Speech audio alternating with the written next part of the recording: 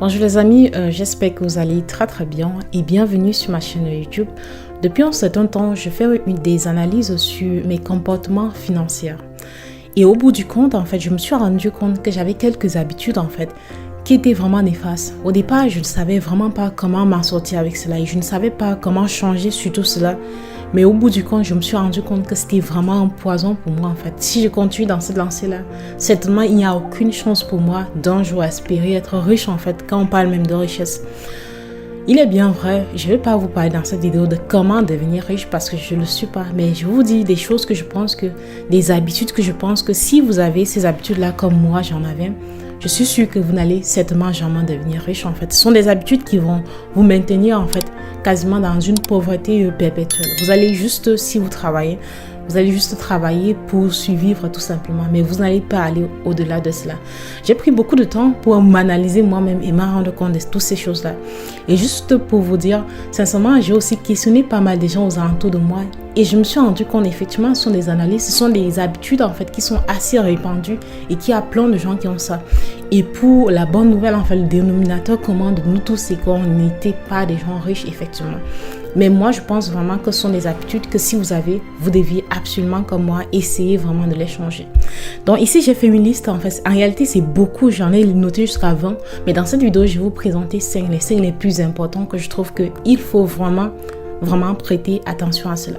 La première habitude que je pense que vous deviez, si vous en avez, vous deviez vraiment essayer de réduire ou bien de limiter vraiment. Ça, c'est vraiment gaspiller votre temps pour vous divertir, visionner. Pour moi, c'était vraiment visionner. Sincèrement, les week-ends, je pouvais passer de 6 adultes à regarder. En fait, je ne pense pas aujourd'hui qu'il y a un film sur Netflix que je connais pas bien, une série, en fait. C'est gaspiller énormément de temps et de l'argent. Parce qu'effectivement, pour moi qui utilise Netflix, je paye pour cela. En plus de cela, ça me prend énormément de temps, en fait. Donc, c'est quelque chose qu'il faut vraiment... C'est une habitude que je pense qu'il faut comme limiter ou bien diminuer. Bien sûr, c'est important. Vous n'allez pas vivre ensemble pour pouvoir vous divertir. C'est aussi important de tout simplement vivre. Mais si vous consommez trop, ça veut dire que vous gaspillez énormément de votre temps. Surtout si vous êtes jeune. C'est le temps qu'il faut pour réfléchir, pour penser à plein de choses, pour penser à améliorer quasiment son futur. Mais si vous passez comme moi beaucoup de temps, ce n'est pas bien déjà de passer comme 6 heures de temps par jour à juste visionner. Je pense que c'est beaucoup et que vous deviez réduire cela. Donc ça, c'est une première habitude que je pense que c'est important en fait de mettre un point dessus. Il faut arrêter cela, il faut les diminuer.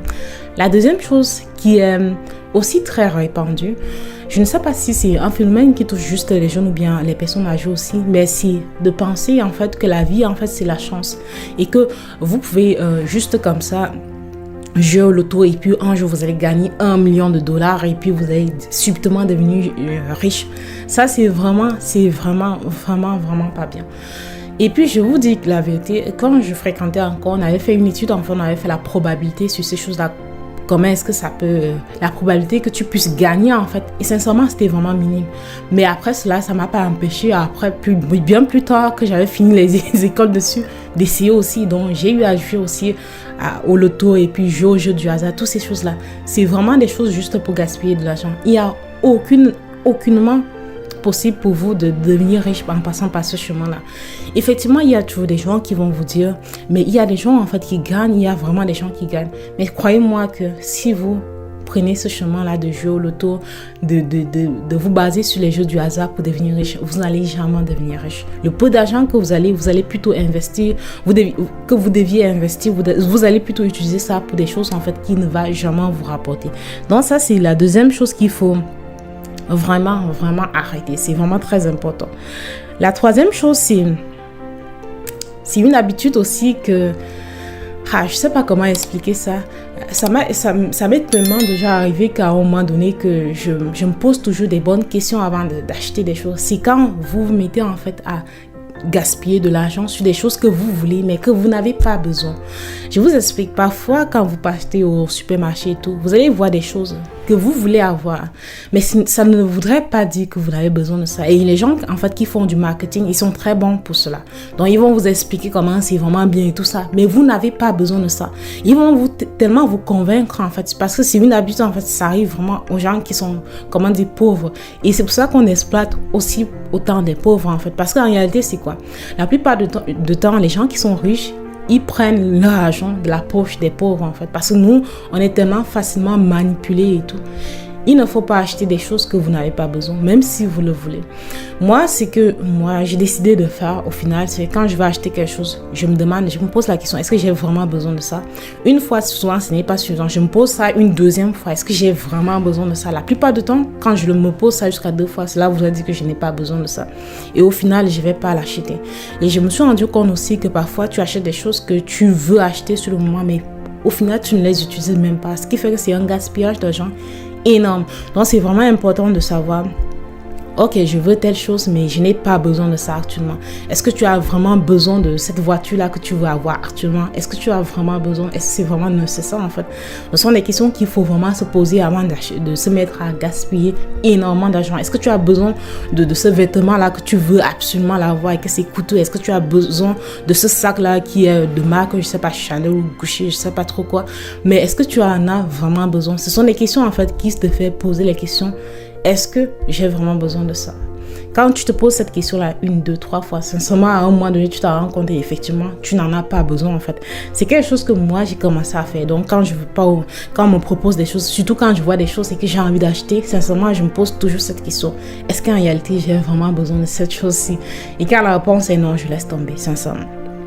Donc, ça, c'est la 3e chose ou 4e chose que je voulais vous dire. La chose suivante, c'est gaspiller de l'argent sur des choses, en fait, que vous n'avez pas. Gaspiller déjà l'argent que vous n'avez pas sur des choses que vous ne pouvez pas vous permettre d'avoir. C'est un peu complexe quand je dis ça comme ça, mais en réalité, c'est juste pour ceux-là, en fait, qui s'endettent pour acheter des choses. Par exemple, si vous voulez acheter une voiture, vous n'avez pas l'argent pour acheter cette voiture-là. Vous partez, en fait, vous prêtez de l'argent pour acheter la voiture. Ce qui fait que vous devenez endetté pour une voiture. Ça, c'est quelque chose il faut vraiment y réfléchir vraiment beaucoup dessus. Et puis réfléchir même à 2 fois. Et il y a un adage qui dit, si vous ne pouvez pas vous acheter la chose 2 fois, cela voudrait dire que laissez tomber, tout simplement. Vous ne pouvez pas acheter, en fait, ce n'est pas à votre niveau. N'allez pas vous endetter pour des choses, en fait, comme ça, pour des choses qui ne vous aident pas. Ce ne sont pas des dettes qui sont économiques, en quelque sorte. Parce qu'effectivement, il y a plusieurs façons de s'endetter. Il y a des dettes qui sont importantes, en fait, quand vous vous endettez pour investir et tout ça. Ça, c'est important. Mais il y a des dettes, en fait, qui sont de consommation. Vous n'avez pas besoin de cela, sincèrement. Si vous vous posez la question, est-ce que je peux acheter ça 2? Si c'est OK, alors vous pouvez vous permettre d'acheter. Mais si vous vous posez la question, est-ce que je peux avoir cette chose-ci 2 fois? Est-ce que je peux en acheter 2 comme ça, 2 items comme ça? Si la question c'est non, si la réponse c'est non, alors vous ne pouvez pas. Alors laissez tomber, pas la peine d'aller vous endetter pour cela. Ça, c'est quelque chose que je ne sais pas, ça c'est un truc que moi personnellement je ne le fais pas. J'évite autant que possible de m'endetter quand même. Quelles qu'en soient les situations, je peux faire de telle manière que tout ce qui entre dans ma poche ça ressort. Mais jusqu'à aller m'endetter, là c'est quelque chose que je passe dessus, mais j'ai vu des gens le faire. Donc, c'est important de vraiment savoir quand s'arrêter. En fait, c'est bon, là. Si tu veux quelque chose et que tu n'as pas l'argent pour faire cela, si c'est pas tellement important, pourquoi aller t'endetter, en fait, pour ça? C'est ça qui est le truc. Ce qui amène donc à la dernière chose, c'est essayer de plaire aux gens.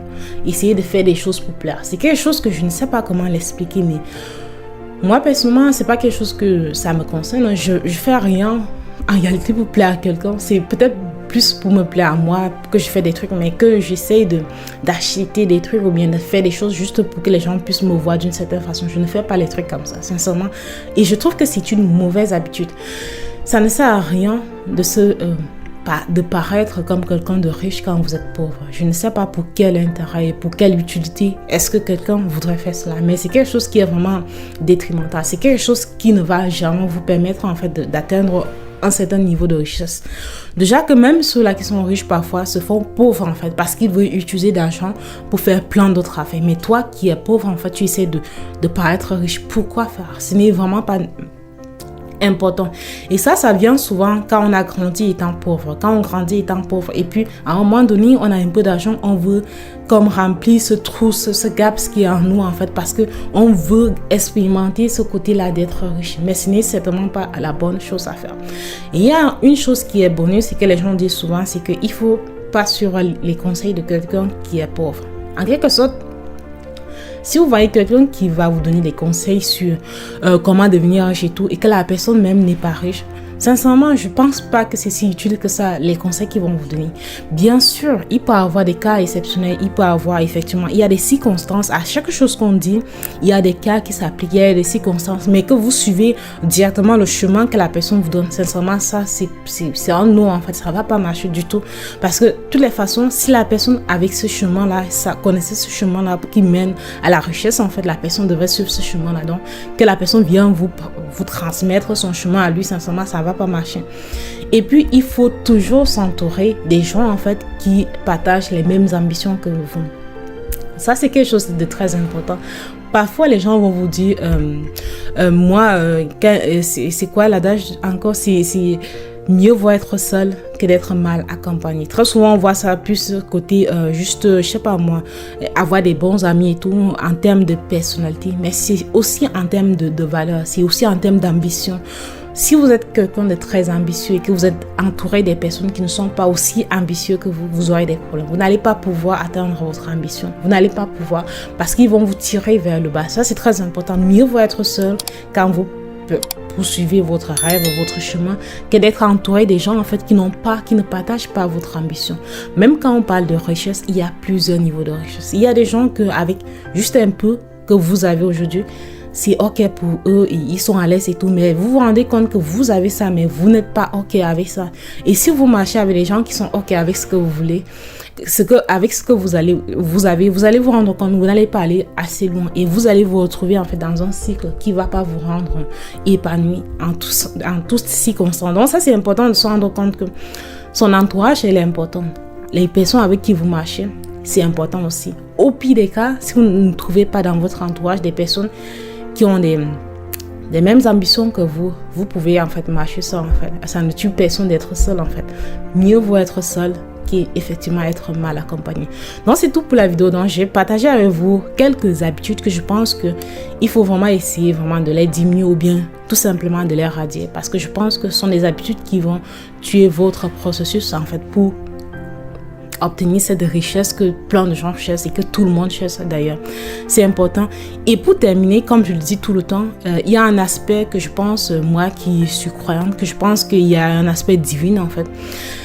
Tu pourrais tout faire et tu ne deviens pas riche, mais il faudrait quand même essayer, parce qu'au final, si tu n'essayes pas, en fait, tu ne sauras jamais si tu étais destiné à être riche ou pas du tout. Donc, il faut quand même se donner à fond. Si on se met juste à se dire, ok, mais moi, peut-être que je suis né pour ne pas être riche, ça c'est dommage en fait, parce que tu ne sauras jamais. Donc, il faut vraiment tout se donner et puis prier tout simplement. Et puis prier pour ceux-là qui sont chrétiens, vous priez Dieu, et puis autres, si vous croyez à autre chose, vous priez la chose, ou tout simplement vous donnez tout simplement à fond et essayez de voir si ça va marcher. Mais pour moi, je pense que ces habitudes-là sont des habitudes que vous deviez absolument essayer de les radier de votre vie. Et si vous m'écoutez, je pense que ça va influencer aussi la façon dont vous construisez votre richesse plus tard. Donc c'est tout pour la vidéo. On se revoit dans une prochaine vidéo. Merci beaucoup.